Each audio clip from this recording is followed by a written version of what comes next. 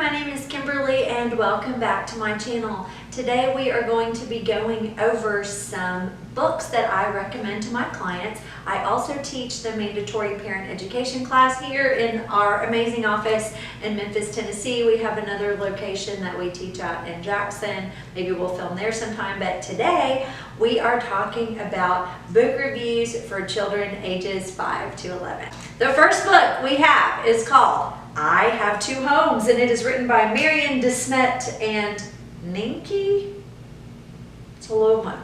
So maybe I'm mispronouncing that. If I am, and you're the author of this book and you happen to be watching this channel, you can correct me. All right, so this book is probably my favorite book for a younger child because it has a lot of nice pictures. It's really easy to read. I'll just go through the first page here, and it says, I am Nina and I have two homes. Dad lives in one house and Mom lives in another house. And I live in both houses, sometimes with my mom and sometimes with my dad.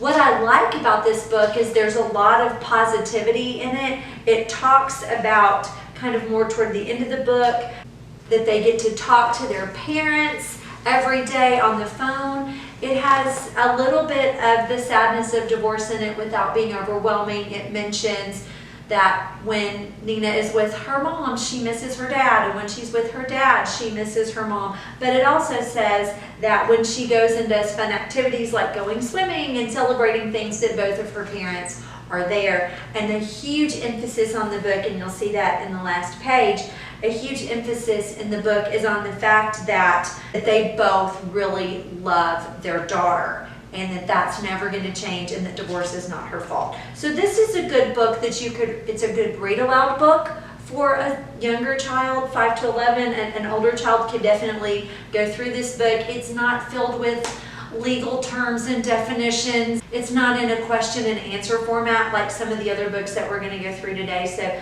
this one is probably, of the books we're reviewing today, the one that I recommend the most. So I thought that I would start out with that. Let's move on now to book number 2. The name of this book is called Why Do Families Change? Our first talk about separation and divorce. And this is by Dr. Jillian Roberts. On the back of the book, you'll see that it says it's a reassuring and straightforward explanation of separation and divorce. Just like the first book, it has very nice illustrations in it. And it talks about, I'll read the first page of the book here to you. Many animals in nature choose lifelong mates. Every day, all over the world, people fall in love and choose their own lifelong mates. And then it goes through and it talks about how sometimes people choose to get married, but sometimes they choose a common law relationship, which means they commit to a life together without being married. So if you happen to be a parent that is perhaps a juvenile court parent who is not married to the other person, but maybe you live together or you've been living together for a long period of time, this may be a great book for you.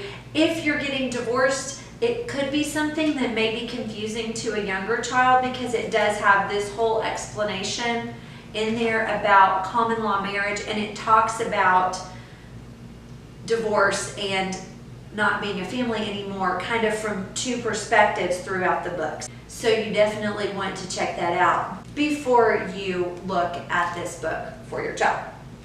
All right, so going through the book, it has, after it has the introduction, it goes through several questions. What is divorce is one of the questions, and then it answers it. Why does this happen? Is it ever the kid's fault? Which I think is a great question to include in the book. Finally, it talks about, and what I love about this book is that it really emphasizes that your parents are going to be happy again, and that you being a part of this family doesn't change. In fact, one of the things it says is the love of your parents and your family and your grandparents and your sisters and your brothers, the love that they have for you does not change. So I like that emphasis. Anytime there's a positive emphasis on things that are confusing, or that it's okay to feel sad, or it's okay to be confused. And I like the question and answer format. I'll include a couple of screenshots in here for you as well. So again, there's a lot of really nice pictures in the book. Finally, one interesting part about this book is on the very last page of the book, there's a whole section called Just a Few More Questions. So if you have an older child that you're not reading the book aloud to, but you're actually giving them the book, there is a whole section in here that asks, what is custody? What happens when parents don't agree on how to share custody? What is sole custody? Will my parents get back together? And then the final question is, what's a blended family? If you have a child who's really inquisitive and is asking a lot of questions, this may be a great book. It's also a good read aloud book for kids that you can skip over the parts maybe that you don't like. I forgot to mention at the beginning of the review that I have found all of these books at my local library. I know a lot of parents either can't afford or don't want to invest in a book that they may only read a few times to their child, or if you want to take a look at it before you actually hand it off to your child or read it aloud to your child, then that is a great option for you. I will also put any links in the description down below that I have to these books online. I'm not an affiliate. I was not paid to review any of these books. These are actual books that I recommend to my clients in real life and to people who attend the Mandatory Parent Education Seminar. All right, let's go on to the next book. So the next book that I found is a book called Divorce is the Worst. On the back, there are several different reviews written by actresses, musicians, lawyers, mediation experts, and even Peter Page, executive producer and co-creator of The Fosters. This one was written and illustrated by Anastasia Higgenbotham. So let's see what she has to say. All right. One thing that I really like about this book is that it's not, I hate to say this, it's not just white people in the book. It has a good kind of neutral looking skin tone for the child in the book. So if you have a child who isn't just, a white kid, this may be a good book that they can identify with a little bit more. So it starts out and it says, the very first page of the book, it can come as a surprise. We have something to tell you. And it's a blip from someone speaking off screen, off camera. And then it goes through and it tells the story about a child who is hearing different things from their parent, and it's giving him permission to say, I'm confused, I'm betrayed, I might want to run away, I might be heartbroken. So as you go through the book, and it's several pages long, let's see here. The story itself is 55 pages long, so it's a little longer for a smaller child. It may be something okay if you're 9 or 10.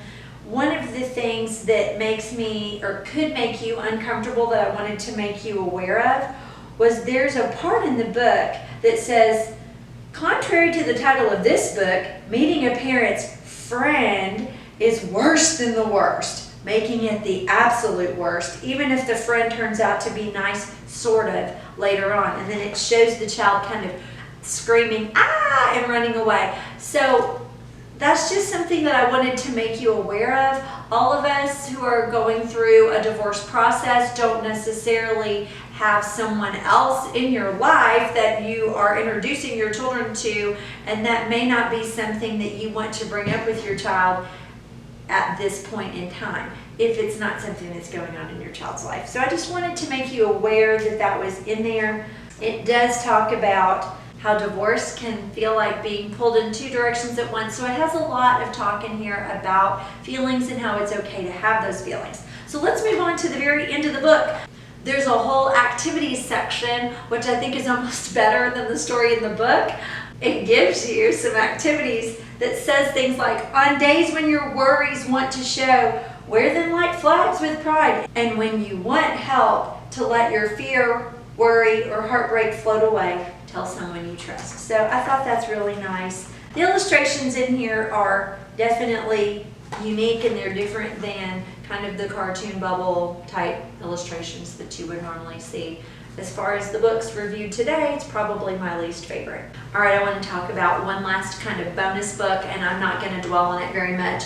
The title of the book is called I Have a Question About Divorce, and it is a book for children with autism spectrum disorder or any other sort of special needs. It's definitely geared towards children ages 5 to 11, and I've done a whole separate review just on that book. I'll link that in the description so that you can take a look at it if you have a child with special needs, or maybe if you just have a child that likes something that has very basic pages in it. The one thing that I love about this book is that there's kind of an overview of all the pages on just a few pages. This may be a great book for you, and I just wanted to mention it. So thank you for tuning in to our book review today and letting me go through some of the books that I recommend to my clients and to parents going through the divorce process, or to my juvenile court clients. Like I said, that second book is a great book that doesn't just talk about divorce, but it talks about if you've been living together as a family and now someone is moving out, and now you as the child are going back and forth between two homes. If you like this video, please click on the like button and hit subscribe. That way you'll know when we do another book review.